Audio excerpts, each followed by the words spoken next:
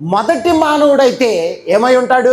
జీవించే ప్రాణి. అందరూ బ్రతుకుతున్నారు, నువ్వు బ్రతుకుతున్నావు, అంతే. అందరూ బైబిల్ చదువుతున్నారు, నువ్వు కూడా బైబిల్ చదువుతున్నావు. అందరూ వాక్యాన్ని చూస్తున్నారు, నువ్వు కూడా వాక్యాన్ని చూస్తున్నావు. అందరూ బాప్తిజం తీసుకున్నారు, నువ్వు కూడా బాప్తిజం తీసుకున్నావు. అంత వ్యత్యాసం ఏం లేదు, సాదాసీదాగానే ఉంటుంది మన బ్రతుకు. నిజానికి అక్కడ నువ్వు జీవించే ప్రాణిని చూస్తున్నావు, కానీ జీవింపచేయ ఆత్మను నువ్వు చూడలా.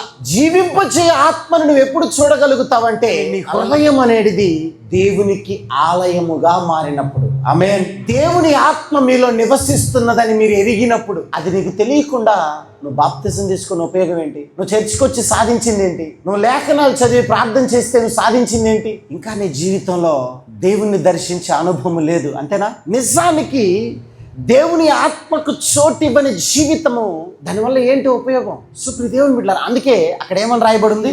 మీరు అంతరంగ పురుషుని యందు శక్తి కలిగి ఉండాలని ప్రార్థిస్తున్నాను అంటాడు భక్తుడైన పౌలు. ఇంటర్నల్ గా నీకు అంతరంగ పురుషుడు ఒక వ్యక్తి ఉన్నాడని, ఆ వ్యక్తి నీలో నివసిస్తున్నాడని, ఆ వ్యక్తి శక్తి సామర్థ్యాలు నువ్వు ఊహించలేనివని, సమస్తాన్ని సృష్టించిన ప్రభుకి ఈ యొక్క శరీరం ఆలయమై ఉన్నదని నువ్వు గుర్తించకుండా నీ జీవితం ఎలా బాగుపడుతుంది? నిజానికి విచారకరమైన స్థితి తెలుసా అది? నువ్వు దేవునికి ఆలయమై ఉన్నావని తెలుసుకోకపోవటం. దేవుని ఆత్మ నీలో నివసిస్తున్నదని మీరు ఎరుగరా?